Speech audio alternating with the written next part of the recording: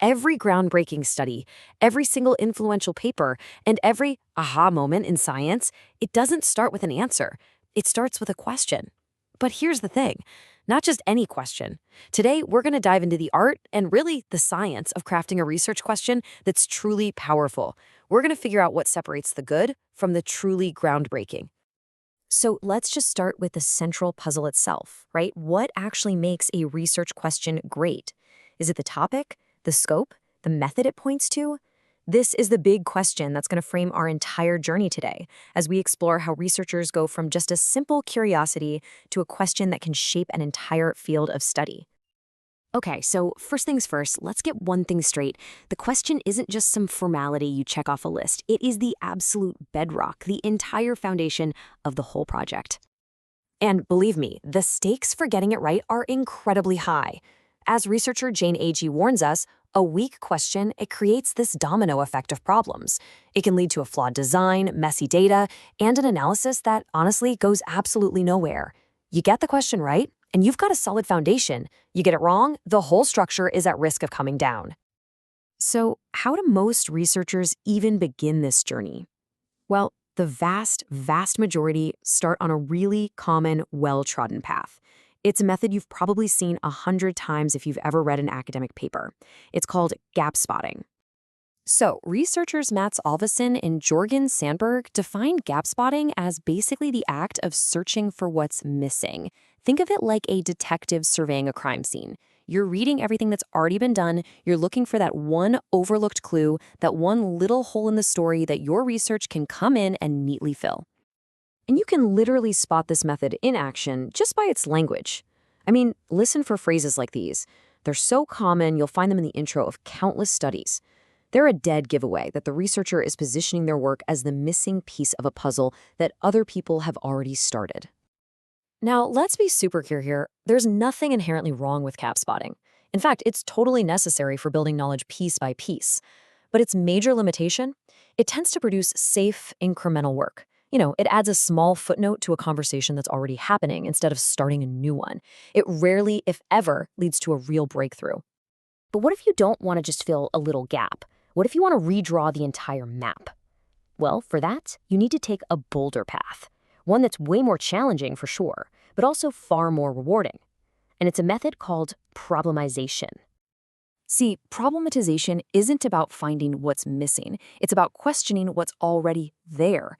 It means you have to take a huge step back and challenge the fundamental, often unspoken, assumptions that an entire field of research is built on. It's about having the guts to ask, hey, what if the way we've all been thinking about this is wrong? And this just illustrates the difference perfectly. Gap spotting adds another brick to a wall that's already being built. Problematization steps back and questions whether we should even be building a wall in the first place. The whole goal shifts from just filling a gap to challenging the very foundation, from adding to a conversation to starting a completely new one, and the potential outcome, not just some small contribution, but a truly influential, game-changing theory. And hey, this isn't some new idea. Way back in 1971, the sociologist Murray Davis argued that what makes a theory truly interesting isn't just that it's true. It's that it's surprising, that it challenges what we all take for granted. So in other words, problematization isn't just a method, it's the engine that creates interesting and influential research. So whether you choose to spot a gap or you decide to problematize an entire field, the process of getting to your final question, it's not a single event. It's a dynamic, reflective journey all on its own. I absolutely love this metaphor from Jane Agee. Your question isn't some fixed destination you just type into a GPS and follow the directions.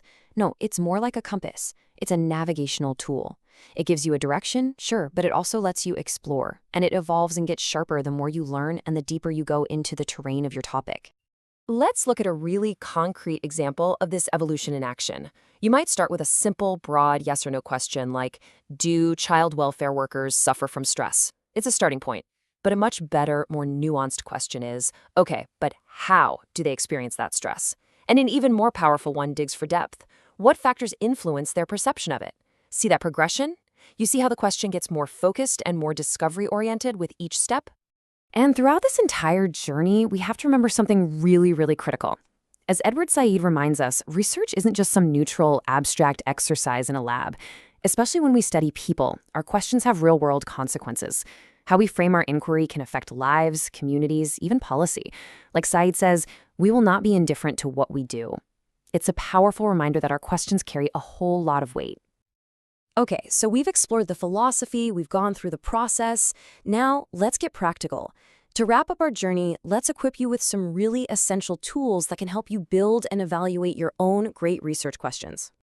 Think of these as your pre-flight checklists for your research. So before you commit to a big project, run your quantitative question through the finer framework. Is it feasible? Can you actually do it? Is it interesting, novel, ethical, and relevant? For qualitative work, the SPIDER framework acts as a guide to make sure you've clearly defined everything from your sample group to the actual design of your evaluation. Super helpful. And if you're struggling with just how to word your question, these formats are like blueprints. For a quantitative study, PICO helps you build the sentence. In this population, what's the effect of this intervention compared to this comparison on this outcome? And for qualitative work, PEO simplifies that structure. What are the experiences of this population with this exposure leading to this outcome? They just force you to be clear from the very beginning. So as we wrap things up, it all really comes down to this. The next time you start a project, you face a fundamental choice. Are you going to take the common path and fill a small, safe gap in the literature?